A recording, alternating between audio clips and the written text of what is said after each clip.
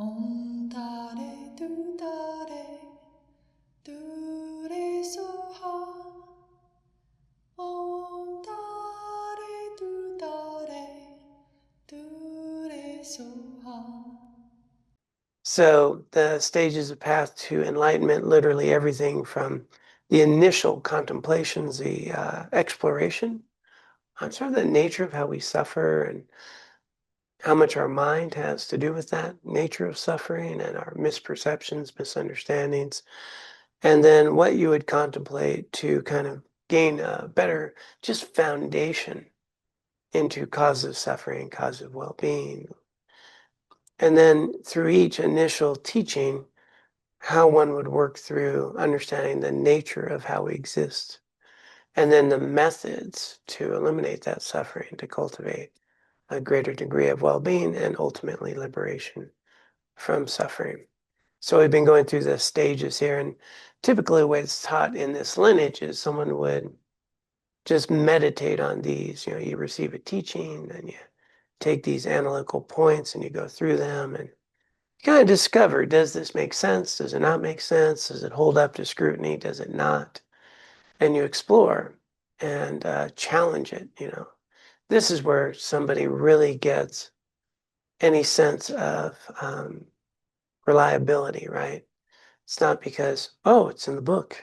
There's a teaching. No, it's let's debate it. Let's challenge it. Let's see if it holds up. What about here? What about now?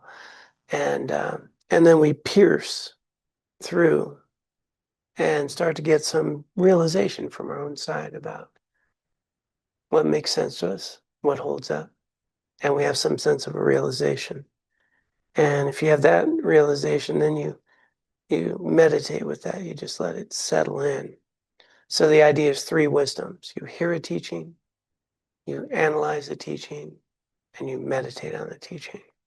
And it goes from interesting philosophical discussions, which I have found have not been very helpful in changing my life, uh, to an embodied understanding of these teachings in ways that make sense to you. And so we've gone through initial stages. We're in the stages now of Bodhisattva type path, cultivating great compassion for ourselves and others. And we're on the 7-point cause and effect, a method of cultivating great compassion, bodhicitta. There's two methods. One is this 7-point, and there's equalizing, exchanging self for others. So if you're just coming in for a teaching first time or newer, we've already gone through the first stages and we're at the 6th right now. And so it's really the step just before bodhicitta ripens in your mind, this great compassion. So that's where we are. And then, of course, questions, answers, dialogue, discussion. That's a whole lot better than me just talking. So at any time you have a question or something like discuss, just bring it up. Okay, so we're at the 6th point. First, well, actually, point 0 is equanimity. Point 1, reflecting on and exploring the ability to see all beings as with the same degree of love and care as your mother, that they've helped you in these ways. The step 2 is recognizing their kindness. Step 3 is wanting to repay that kindness. And we have this great love, right? This great love. And then regular compassion. And now the great resolve. With continued practice of the previous steps in the 7-fold instruction, our love and compassion will grow ever stronger and will eventually become great love, wishing happiness for all beings without exception, and great compassion, wishing to free all beings from their suffering. The best example of these two attitudes is that of parents towards their children, a spontaneous, heartfelt wish to do everything they can to ensure the children are happy and free of suffering. When great love and great compassion are cultivated even further, they become the great resolve. Here, one decides to take on the responsibility to ensure that sentient beings experience only happiness and freedom from suffering, as in the thought, I myself will do whatever it takes to give happiness to all sentient beings and free them from suffering. This is the sixth step in the process.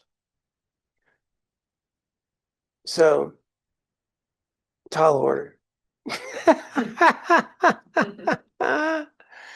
Yeah. And so it's always good to step back and just be where we're at, but that, this is the direction and have others bend this, that's a nice thing. So it doesn't have to be unobtainable, even though it might seem to ourselves like pretty unreachable to some degree.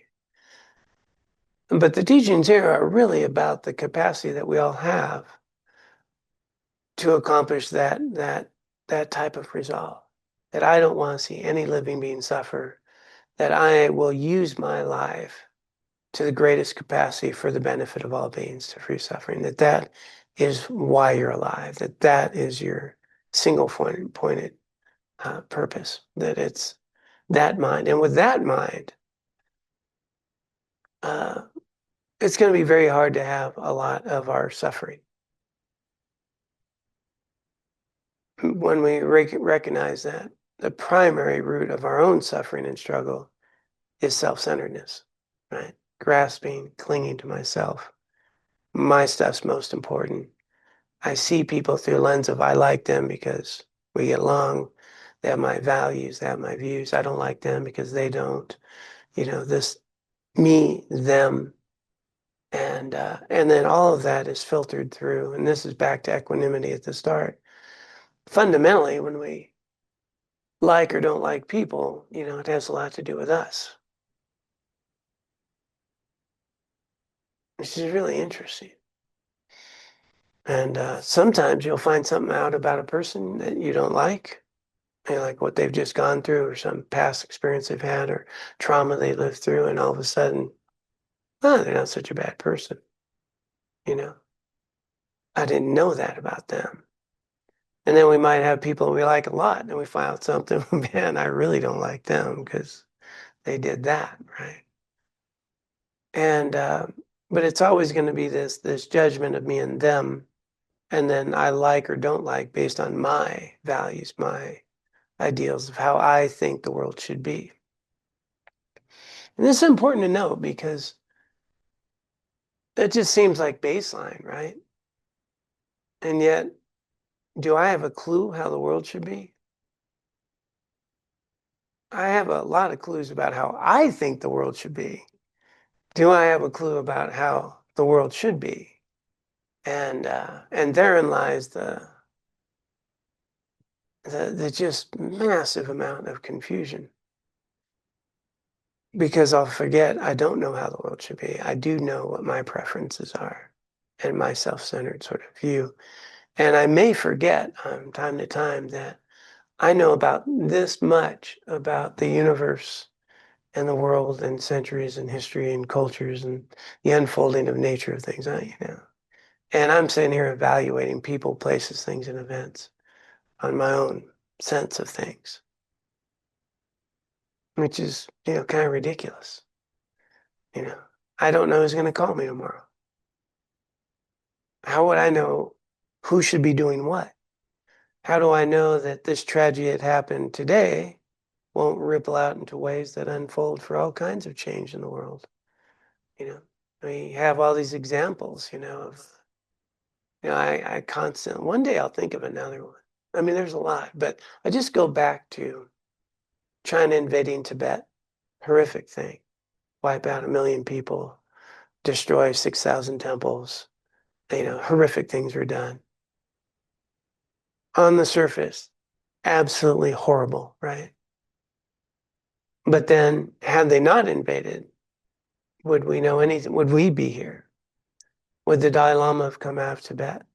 Would people know about, Buddhism and this great compassion? Would MIT have a center called the, Ethics and Transformative Values. That's the Dalai Lama Center, you know. And so, things are not all one way or another, right? There's unfoldings. And these unfoldings happen based on, people's self-centered view of the world and their insecurities, their fears, their greeds, their ideas about how things should be and shouldn't be.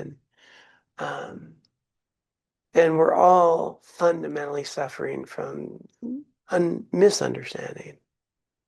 And so that's where, again, I just keep reinforcing this idea of the way I get to work with it. Is I just see that we're all suffering from a dis-ease of samsara, of misunderstanding. And out of that dis-ease, I do a lot of self-inflicted pain to myself and others, and so do others. And so rather than hate people who are sick, here we can have compassion for people who are sick. Right? They're suffering from a disease of misunderstanding, of samsara. And just because I might be a little less sick than someone else right now doesn't make me better than anyone. It should make me more grateful or, fortunate.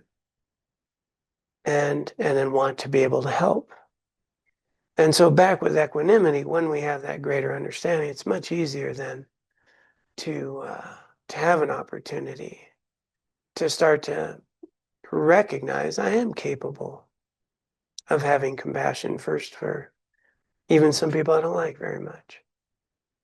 Then there's some opening here. Kimberly, you got your hand up.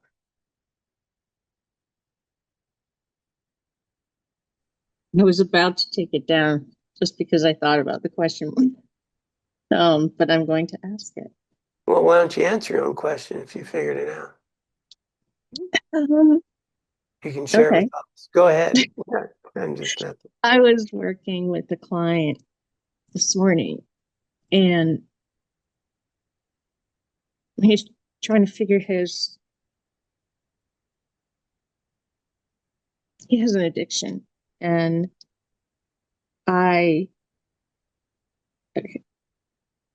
he said something that had a lot of opinions and assumptions and negative. And I was thinking in my head, I don't know how to capture this to help him. I guess that's and I asked him, I said, can you repeat that, but leave out any opinions and assumptions? And it worked really well. And can you encapsulate it that much? I mean, I didn't really know how to in the moment. I guess I'm saying, like, was that good? What do you think of that? Yeah, it's a great question is to ask someone, can you explain or restate without that? What was the result? He said, okay, it was the fact that she said this, but that was it. That was it. And then everything else was subjective, experiential, and it was so helpful, just anyway, thank you. I just wanted to share that. Yeah, that's great. Yeah. Wonderful exercises, is understanding how we elaborate from an event. Like there's just an event. And then all the story we bring to it, the elaboration around it, the things that happen, We had some exercise, I think, in the mindfulness program where friends having a party, all your friends get an invitation to the party, you go to the mailbox, you don't have an invitation. I'm not invited. Why aren't they inviting me? And then all the story that can, from the moment not having the invitation, and I go every day and it's still not there. And then, they don't like me or what did I say, blah, blah, blah. We make up a whole story. And basically, right, the fact is you didn't find a letter in the mail, right? You didn't find an invitation. Don't know that they thought they sent one, didn't, none of that. But quickly, we're just on a thing, right? And we do this all the time. We do it like, in that exercise, the deal was, yeah, I guess they thought they had sent an invitation, didn't. Matter of fact, this just came up with one of our group's weddings. Yeah, we were just out in California wedding, and a friend of mine said, "Hey, you going to the wedding?" He goes, "Well, he said he's going to invite me, but I never got an invitation." And I go, "Well, I'm pretty sure you're invited." He goes, "Yeah, but it's kind of weird, and I don't want to call him and ask him because what if they're not inviting me?" Anyway, I mediated, and he thought he sent an invitation. Anyway, he came. But we sit there and we think, wow, as soon as you see a bumper sticker on a car and it's the opposite of what you believe, how quickly do you have a judgment about that person and, what they're like and how we fill in the blanks? And we don't even know if it's their car. I think we should all drive around in a car with a bumper sticker that is opposite of what we think for like a day. You know what I mean? Just see how uncomfortable that would be. You know, just be really uncomfortable. Like not one that promotes hate or anything. It's just, different, just a little different. And but we just fill in the story. We fill in the story and there's judgment and all that.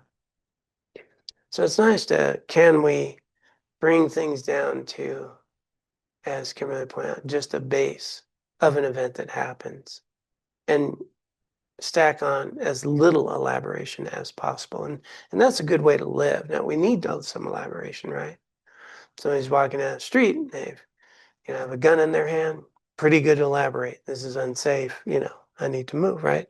And so it's important we have cues, but we just tend to jump over and add a whole lot more unnecessary elaboration and storytelling rather than just what's here with us. But bringing this back around to great resolve and where I started with, when we have compassion towards others, we suffer less because we start realizing how they're giving us both the opportunity to grow and be a part of something and have purpose in life in a way that isn't self-centered and creating my own suffering from a self-centered way of being. And I start living in a we-centered, purpose-filled way of being. And then that's immediately a lot less suffering. I'm not so us and them, me and mine, we have lots more opportunities to engage with people without what I deserve or what somebody did to me or how they should, I can just engage with what is happening in the way of the question being, what's the most beneficial way to engage with this human or this situation or this event that might get a healthy result? And then we're creating loving kindness and compassion. So then, yeah, is it possible? And so is it possible that I can engage with others with a heartfelt care for them? And can I be caring for someone I don't like? Yeah, I find that possible. I mean, we can not like someone and care about them, especially if we see them get hurt, right? You care about them. And then if some people are not healthy to be around, so we have boundaries. We still care about them, but they're not healthy to be in my life. Or I don't want to support a behavior that's toxic or unhealthy or dangerous. But I still care and I would like them to do well. And then if that's possible, is it possible to, if we go through equanimity and we go through these stages, that you might think that it might be a good purpose in life to be as helpful as possible to people, beings. Is that a waste of life? Pretty good way to be. Well, that's kind of. And then the really nice thing about that is none of that's particularly Buddhist. And all of the mental health research that goes around is the more that we live a values-based, service-oriented, connected life, the less suffering we have, and the healthier our relationships are with ourselves and others. Nothing particularly Buddhist about that, except, of course it is. In other words, there's no belief system there. There's just a way of understanding how we get these afflictive emotions, separateness, me and them, versus how do I actually exist, which is interdependent. I'm interdependent. And there's the big rub that we just keep coming back to again and again and again. That my big issue is I see myself as independent, and yet there's nothing independent about me.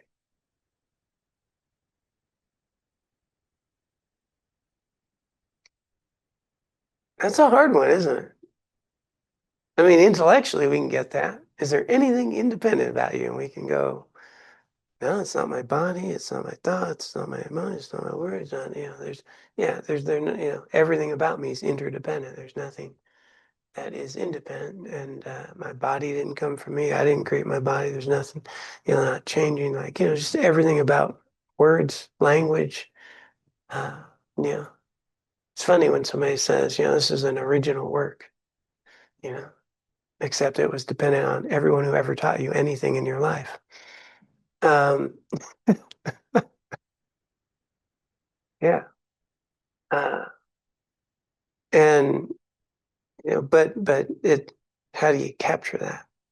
And so the later teachings do help with specific meditations around that. One that you had brought up earlier, actually, Dana, Dzogchen, or some insight Vipassana type practices can help with that, which come in these teachings. So it's nice to keep coming back to, if I understand in reality how we exist and the value of understanding how we exist, which automatically reduces suffering. And then what are practices that cultivate greater sense of well-being, connection, and healthy interactions for oneself and others. And then the big missing piece that just happens all the time across the board, especially with Western folks like us, is I want compassion for all sentient beings, and then you forget you're a sentient being. You include you. You include you. If we're not healthy, if we're not well, we're not very helpful. And so it's not this big self-sacrificing thing. It's really an understanding of selflessness, which is more about how I'm connected to all beings and to all these interactions. And it's important to take care of the self that we have, to make sure that we're healthy, that we're well, we're in good relationships, we are getting our needs met, we're around healthy people, that we have some fun and some joy, especially cherry cake at least once a month, that the prescription is filled properly for joy and well-being, humor, and connection to others. So this is so important because as we hear this big monumental task, what we don't realize is actually it's a joy-filled task that we benefit from right now as we engage in it. It doesn't need to be this far away thing, in the sense of I'm working on it now, I'm already receiving some benefit. And maybe there's that potential that one day I would recognize the value of all others, and a heartfelt recognition that they benefit, that I'm a part of this. And just as I don't want my left hand to be injured, by just, here's my right hand, here's my left hand. I'm not, what's the analogy? If you hit your left hand with a hammer, you don't get mad at your right hand. You grab your hand and nurture it. that kind of thing. I really botched that analogy, but there's a whole story around that. Okay, Kimberly, you're back up. Thanks. One of the things that was, I didn't realize it, but what kept me slow or a barrier to getting to the word independence versus dependence was that I had a lot of fear surrounding the word dependent. I mean, yes, codependent, but I mean, I was dependent on others in an unhealthy way, and just had an aversion to that picture. And so it's almost like something for someone like me who had that. There's things that have to break down. It's hard to go right to we're all dependent on, each. It was just hard for me. Like, what's going to happen? And so it just like things have to happen to be able to be there. That's what happened to me, and I think I'm still doing that. Thanks for letting me share. Thanks. I think we all are, right? To some degree. It's we like to have our agency. Yeah, I can do this. I don't need help. Yeah, that was one of the things that. So if I get ill or have an injury, I don't want to bother Laura, with anything, And so yeah, I don't need anything. I'm good, It doesn't matter how sick I am. And I think I'm helping her. You got things to do. I can just die here in the room. Don't worry, we'll be fine. And if it gets real bad, I'll say something. Maybe we'll go to the emergency room. But until then, and what she, has taught me over the years is that I am not allowing her to love me. That I'm keeping her from that opportunity to care for me, and that's important in a relationship. And so, I have this, don't complain, don't, all that stuff, right? And but it's actually an act of love to allow someone to love you, to care for you. And it was not an easy thing for me. I have to work at that. And so that's another, me, right? And not we. And so it's very important to let people care for us. It's important to let down those walls and allow someone to be there. But that's just one way that my self-centeredness comes up, grass. Yeah. I was there in my room once where pretty much I couldn't move. Finally, I broke down, said, yeah, I think we should go to the emergency room. I was up there about 5 days. And I told her, I'll make it downstairs in about an hour. Okay, get the car. I had pneumonia. My lungs were done. It was like, got to the hospital, like, they're like, just jutting. I go, yeah, maybe I should be a little more reasonable with that. I don't have any aversion to hospitals or anything. I just didn't want to bother anybody. So, yeah. All right. So let's move along from my shortcomings to the traditional meditation. So this is the way traditionally within the lineage they would have you meditate or reflect upon this. And pop it up. So one would visualize your mother and other female relatives sitting beside you on your left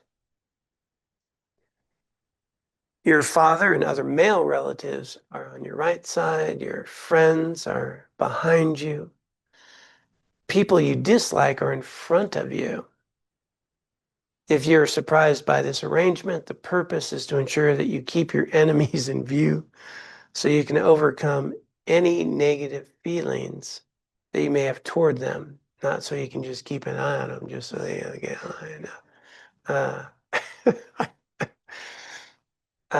finally, imagine all other sentient beings sitting around you in all directions. Don't worry if you're unable to visualize all details clearly. It's enough to simply imagine that they're there, that we're opening up our heart, that we have these people that we have difficulties with in front of us. It's much easier to have the people you love next to you and behind you. I mean, but put him there, kind of work with that. Check if your feelings towards these different people are biased. Do you have warm, positive feelings towards family and friends, aversion towards enemies, and indifference towards everyone else? If so, recognize that this is an obstacle to bodhicitta. It will also lead to problems now and in future lives. So now what they're doing is they're taking through all 6 or 2 6. So equanimity. This is equanimity. Generate the wish to be free of partiality and to have greater equanimity. So just this wish that I could care about these people as much as I care about those. Just the wish that I could get there, that we're cultivating some sense of that. Some are just sicker than others, right? Some are more afflicted than others. Contemplate that your relationships with others are not fixed and permanent. Friends can become enemies, enemies can become friends, strangers can become either friends or enemies, depending on changing circumstances. You've already experienced this in the past, and it will happen again in the future. Therefore, it doesn't make sense to cling to your present feelings of liking, disliking, and indifference. Having an attitude of equal concern for every living being makes more sense and is highly beneficial for everyone. In addition, everyone has been your mother in one or more of your previous lives. They gave birth to you, looked after you when you were small and helpless, and devoted themselves to ensure your well-being and happiness. So that would become more of a Buddhist reflection. And as we stated, if that doesn't make sense to you, everyone's giving birth to us all the time, right? Everything we have in our life is because of the efforts of others, the homes we live in, the food we eat, the clothes we wear, so they're giving birth to life that we have. So that's an entry point that I find very helpful. Though I'm all in with the Buddhist thing, so I think we've been around for a long time. I have no problem with rebirth. We always want to deliver the teachings where they're applicable to wherever somebody's at in their own belief system. They have also helped you at other times and in other ways, growing the food that you need to stay alive, making clothes to keep you warm. Okay, so that's what I was. Building the house you live in and so on. In fact, everything we own, use, and enjoy is provided by other beings.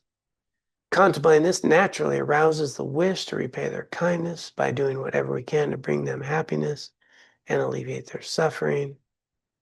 Then reflect on some ways you can show your gratitude to others. Appreciation and gratitude also give rise to heartwarming love. Seeing others with warmth and affection. Spend some time generating great love for all sentient beings, sincerely wishing them to have the happiness they long for, as well as its causes, positive states of mind and virtuous karma.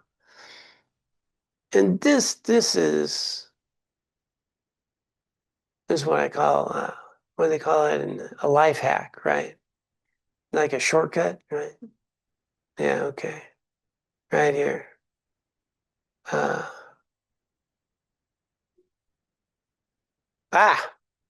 come back. There we go. I just want to highlight.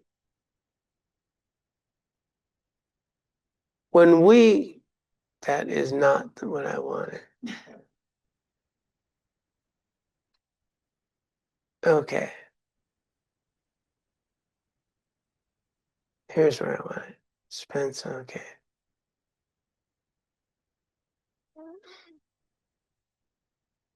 One day I'll come across that other sentence and I'll go, wonder why I highlighted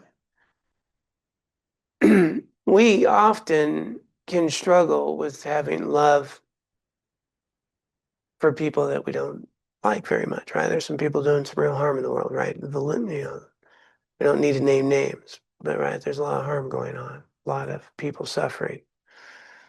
And so when we want happiness for them, we're not hoping that they have joy in their bad behavior. And right there is captured the source of lasting happiness and well-being is virtuous activity. It's the good activities, the karma, the causes of happiness and well-being is virtuous activity. So what's being said there is we're wanting great love for them. So people that we know who are doing great harm, we're hoping they find a way to discover virtue. We're hoping that they find a way to ease their suffering and all of the negative karma that comes along with their harm, that they find the opportunity to transform and engage in virtue.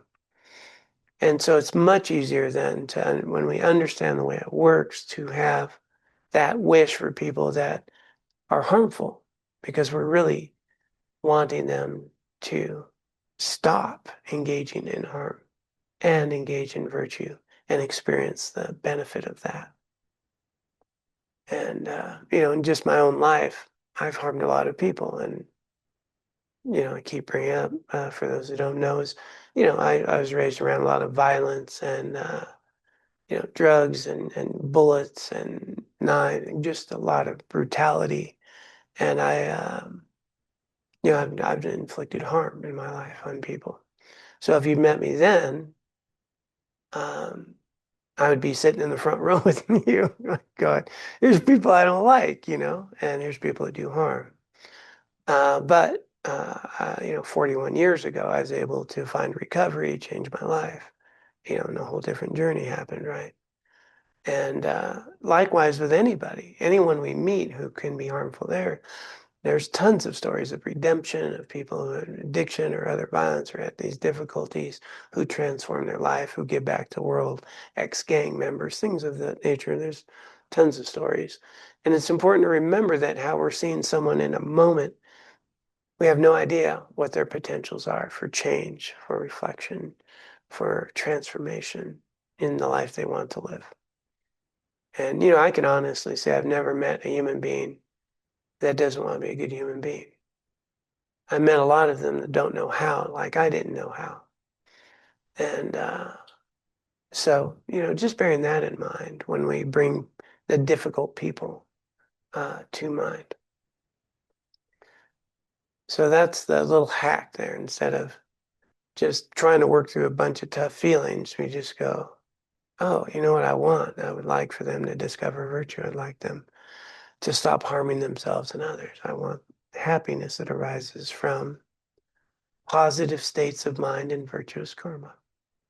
So it points out right there, its causes. That's the happiness cause. Genuine love is the basis for compassion. Wishing all sentient beings to be free of suffering and its causes. Ideally, this includes not just obvious suffering like sickness and pain, but even subtler. You got it. Yeah. You want me to try it 5 more times? I can. I'm capable. Forms of suffering. The suffering of change and the pervasive suffering, being trapped in samsara because of the delusions and karma within their minds. Contemplating this to whatever extent you can, cultivate compassion for all beings. So again, just that dis-ease that they struggle with, the self-grasping, the web that they weave in their life. To be free of that. After meditating on these points repeatedly for a long time, our love and compassion become stronger and more stable and gradually give rise to a greater sense of responsibility. We realize that it's not enough to simply wish others to be happy and free from suffering. We need to go further and decide to do everything possible to make that happen. This is the 6th point in the practice, the great resolve. It is the same attitude loving parents have for the child that they brought into the world, feeling responsible to ensure that their child has whatever she needs to be happy. It's funny I didn't say he or she, but I'm gonna put the they in there. Whatever they need to be happy, comfortable, safe, and free of pain and suffering. On the Mahayana path, we cultivate this feeling for every living being without exception. See if you can generate such a feeling towards the beings visualized around you by thinking, I myself will ensure that all these beings have every type of happiness and will liberate them from all suffering. Whatever slight feeling you are able to generate, even if it is merely a thought, be content with that and keep your mind focused on it as long as possible. So in this sixth step, you just go through all the other ones, and you just get this inkling of a sense that, yeah, I'm going to dedicate my life to being helpful to everybody. And if you can get there, that's a good way to live, I think. You get to decide. Yes. To me, it feels like where I get stuck is. Oh, can you use the microphone so they can hear you online? Sorry. Thank you. Yeah. I get stuck thinking about a difference between dedicating my life Mm-hmm.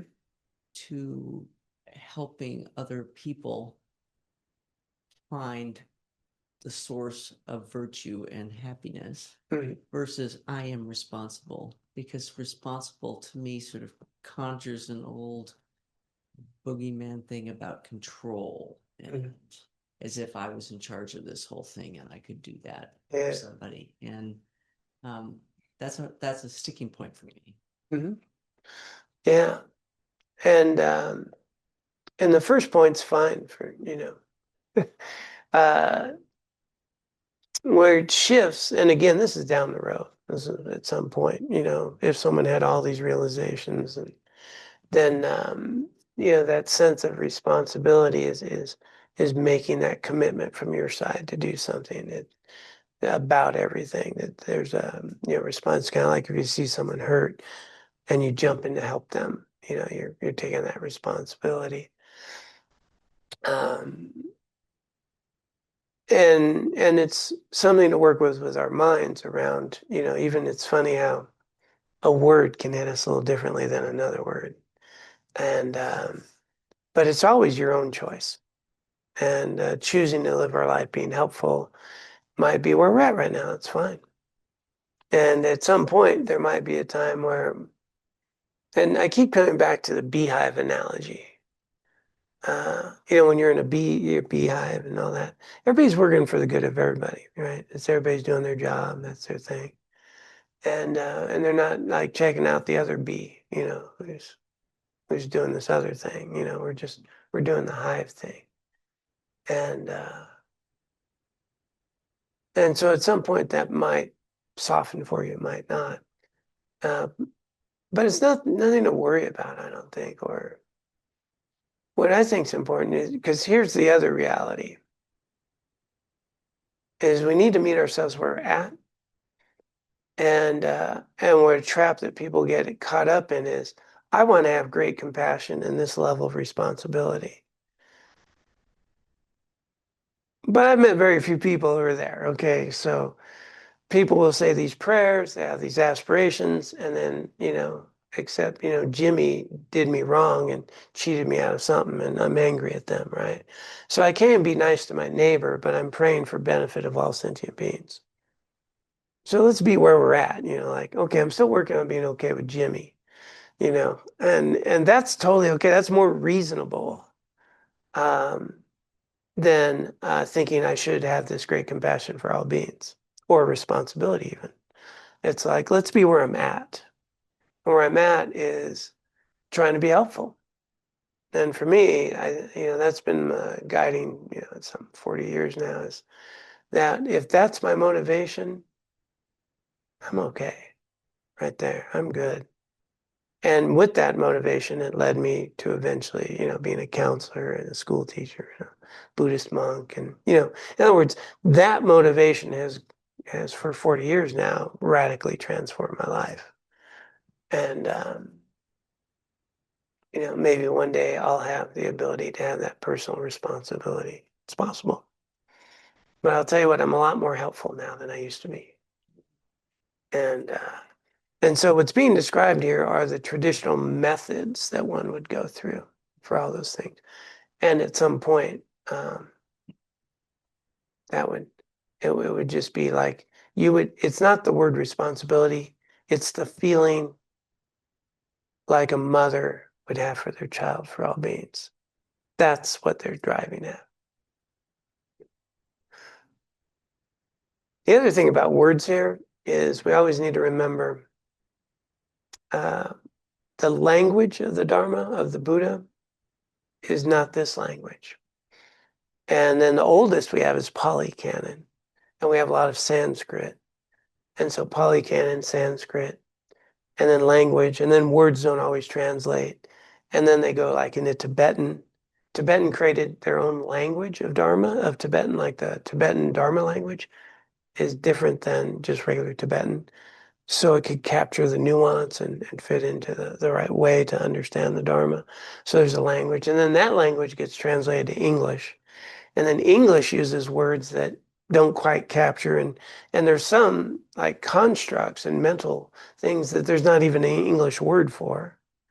And then we have an English word for stuff that we'll never catch. Like we use the word love for everything. I really love my wife. Well, I really love cherry pie. It's not the same thing, right? So other cultures might have 20 different words for love that mean different things, right? And so sometimes language or a word really gets stuck, and that's why we need all this context. And the driving point there was at some point we might have that same level of feeling that a mother would have for their child for all other beings, in which case you'd fight that alligator for that kid, or in Aspen, the woman who got the kid out of the mountain lion's jaw. That was pretty amazing. Mom rushes out there, gets the kid, man. That kind of thing. Yeah. Actually, it wasn't a mother with the alligator was the guy who got his dog out of the alligator. His little dog it was a small alligator, and he went in there, grabbed him, got the dog out. Dog was okay. Wrestling alligator. That kind of thing, The mom was in Aspen with the mountain lion. What's that? Yeah, it was a couple of years ago. Now, maybe a year and a half. Yeah, it was not long ago. It was a younger mountain lion who wasn't very experienced, but now a toddler, and she went out there, socked him in the nose, and grabbed the kid. Yeah, I'm not messing with her. Hey, Kimberly, you're back again. You said you wanted me to ask questions. I'm Okay. going. Yeah, no, I'm good with that. My son's name is Jimmy, by the way. Oh, Jimmy. Just I'm gonna have to start using another name. So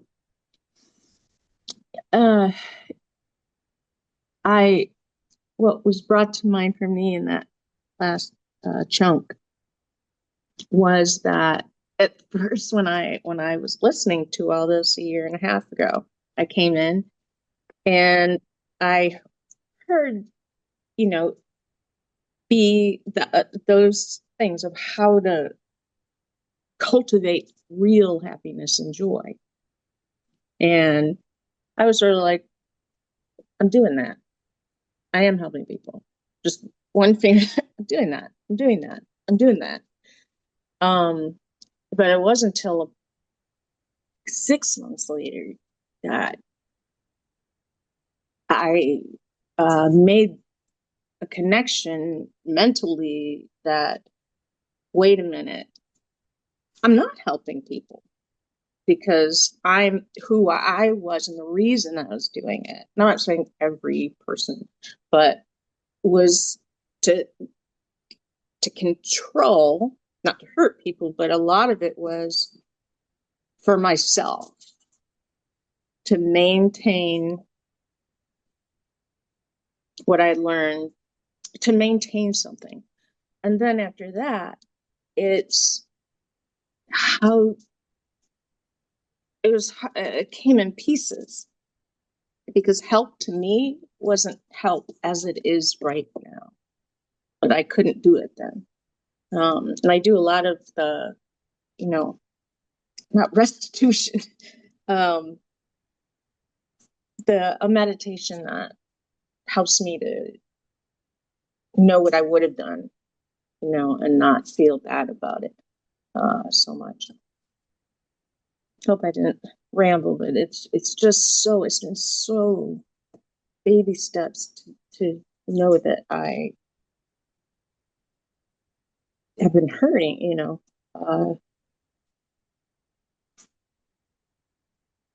I'll stop there. Okay. And when you say restitution meditation, it's like transforming unskillful Yeah. events meditation. Yeah, okay. Yes. Yeah. So for those who don't know, yeah, you can bring to mind a situation you don't feel you acted very, very well in. It's a 10-minute, 12-minute meditation that we have. And you just bring it to mind.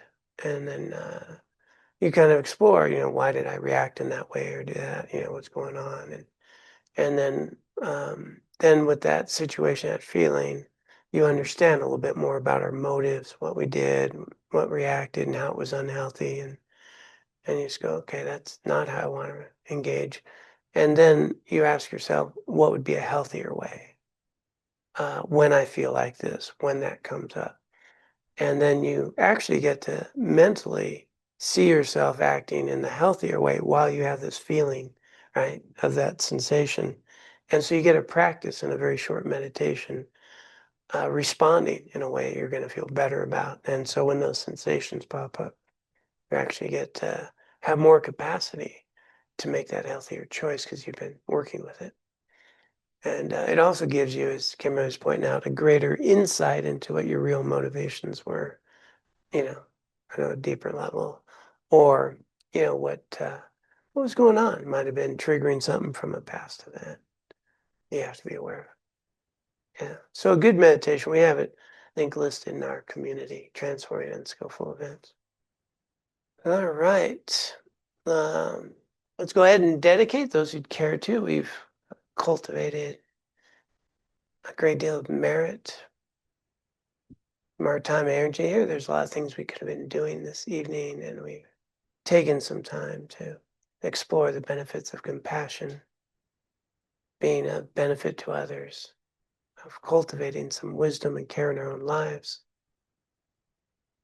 And so we can dedicate this merit for the benefit of others, that maybe our efforts find their way into the world, benefiting others, helping them reduce their suffering, find well-being and some liberation. And for our own continued spiritual growth, that we may ultimately extract the essence of teachings that allow us to free ourselves from our own afflictions, cultivate real contact and connection with our primordial wisdom, one that's already the nature of compassion, and be free of suffering and increase our ability to help others. With that context, those who'd care to, invite you to join the refuge prayer. By this merit may I soon attain the enlightened state of Guru Buddha, that I may be able to liberate all sentient beings from their sufferings. May the precious Bodhi mind not yet born arise and grow. May that born have no decline, but increase forevermore. Om Tare Tu Tare Tu Re Soha. Om Tare Tu Tare Tu Re Soha. Om Tare Tu Tare Tu Re Soha. Om Tare Tu Tare Tu Re Soha.